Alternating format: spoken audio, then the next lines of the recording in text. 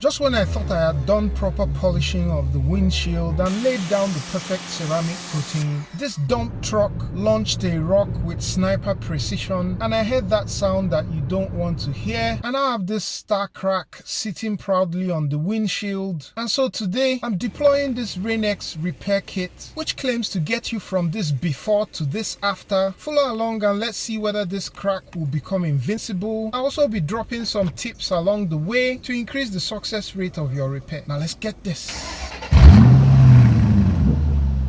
Here's a view of the crack from outside the car, and here's what it looks like from inside the vehicle. I should also say at this point that there are 4 types of windshield breaks. You have a crack, which is just a line. You can also have a chip, a bullseye, or a star. What I have here is essentially a star, as you can see that in addition to the chip at the center has some cracks radiating away from the point of impact. For ease of reference, I might use crack or break going forward. Opening up the repair kit, and it comes with an instruction leaflet, the applicator base, resin chamber and pressure driver, the resin itself, curing strips, and a razor blade. The most important thing during a windshield repair is patience, and so I'm going to be following the instruction leaflet carefully. That said, I'm also going to add my personal twists, and we'll see how that pans out. Although not mentioned, other things I'm going to be using today are blue shop towels, a turbo fan, and a glass cleaner. The first step is to wipe the repair area with a dry blue shop towel, and then after that, go ahead to use the included razor blade to remove any loose glass from the impact point.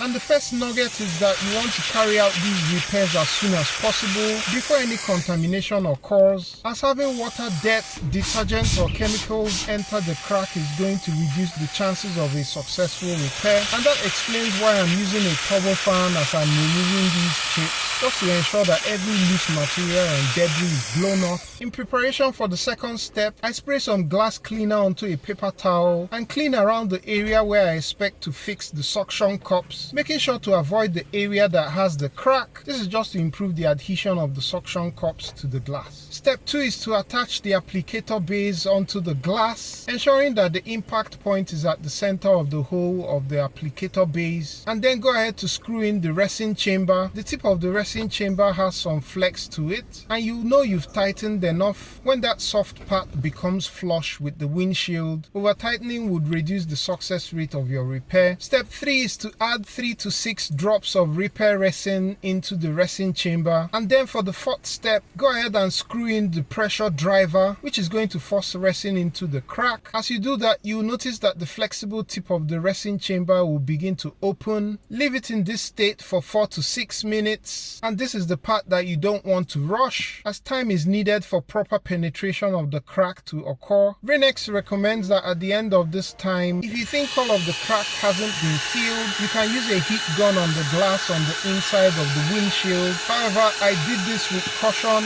as excessive heat can actually crack the glass further. I set the hairdryer at the lowest setting and used a circular motion just to avoid concentrating the heat. After the heating, if you do go with that step, you can turn the pressure driver a quarter of a turn and then allow some time for further penetration. Step 5 is to unscrew the pressure driver to release any trapped air, and then screw it back again. This will further displace any air from the crack. I also allowed another 4 minutes for resin penetration, and at this point you can see that resin has penetrated a good amount into the crack, but these spider legs are still visible and are yet to be filled. And so you go ahead to repeat steps 4 and 5 until you filled up the crack as much as possible. I did this repetition about 3 times, and this is what makes the difference between an okay repair and a great repair. And just to refresh our memory, this was what the crack looked like before we started, and here's what it looks like after these repetitions. But we're not yet done. You can see that just this little bit of this last leg is left, and although the kit doesn't recommend this, I repositioned slightly to target this particular remaining crack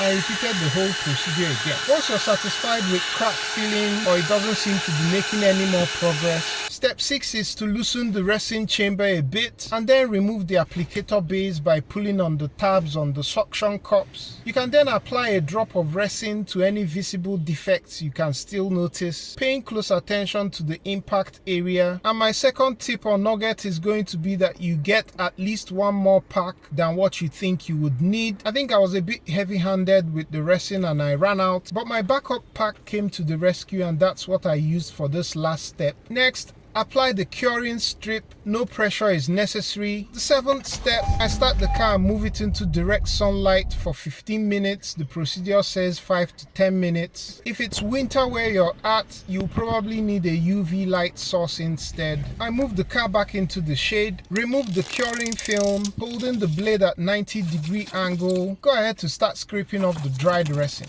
I had to resist the urge to scrape at a steeper angle and stick to what the manufacturer recommends.